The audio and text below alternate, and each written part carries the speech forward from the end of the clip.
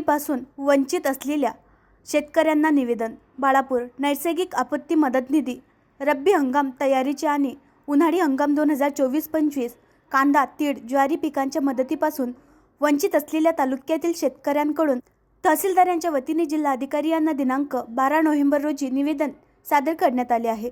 नैसर्गिक आपत्तीमुळे भरडल्या गेलेल्या शेतकऱ्यांना शासनाकडून देण्यात येणारी मदत निधी विविध तांत्रिक कारणामुळे अद्याप पोवेतो बहुतांशी शेतकऱ्यांना मिळाली नाही. एकीकडे शेती पिकाला किमान आधारभूत किंमत सुद्धा खुल्या बाजारात मिळत नाही, तर दुसरीकडे शासनाने दिलेली मदत जवळपास निधी 30% शेतकऱ्यांना न मिळाल्यामुळे शेतकऱ्यांपुढे आर्थिक संकट आवासून उभी ठाकली आहे.